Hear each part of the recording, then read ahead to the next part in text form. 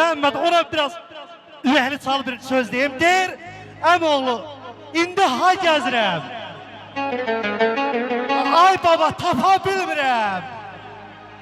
Qada qalıb bir zaman könlümdə bitən dostları. Ay ömür sarayımda, ömür bağımda xar bülbül kimi ötən dostları.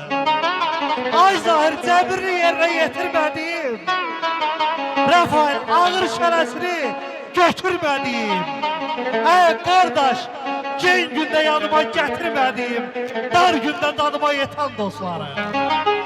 Dostum becər, qarqanqal bitirmə bərmən, zər axtar zirzibil götürmə bərmən, itirmə, itirmə, itirmə bərmən, itirsən tapmarsan, əsl dostları. Ay Natiq, Natiq dostlar alqışla səni gözləyir qardaş. Buyur gəlin meydana qardaşların, dostların xoş günündə sənin başına yığışıbdır. Əmoğlu Sücayət türmədə anasına bir şeir yazır.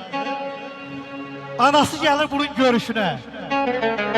O vəziyyətdə zonda anasının qarşısına çıxmaq istəmir.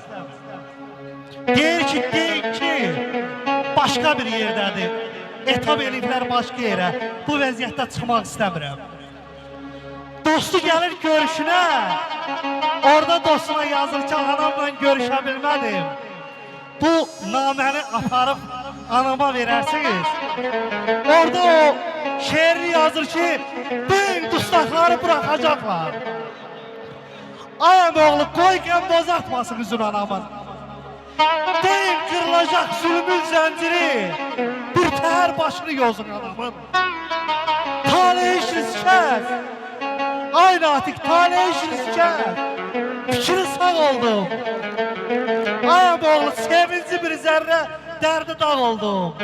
Gah əskər, gah xəstə, gah dustaq oldum. Qoymadım quruya gözün anamın.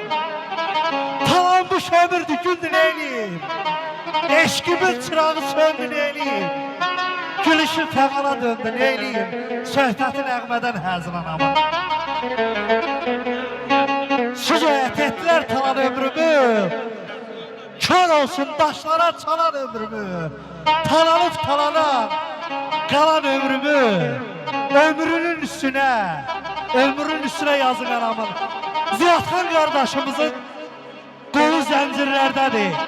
Bağlı qapı arxasındadır. Ziyadxan qardaşımın şəxsində nə qədər bağlı qapı dalında qalan qardaşlar var. Onların hər birisinin Allah qapısını açsın. Əmoğlu Natiq də gəldi. Görürəm ki, siz xiridarsınız. Oynamamışdan qabaq sizə bir qarımı ola bilcə dənə gəzişməyəliyim. Ürəyimi sizə boş aldım. Arxasınca da bir oyun hava salım. Olar mı?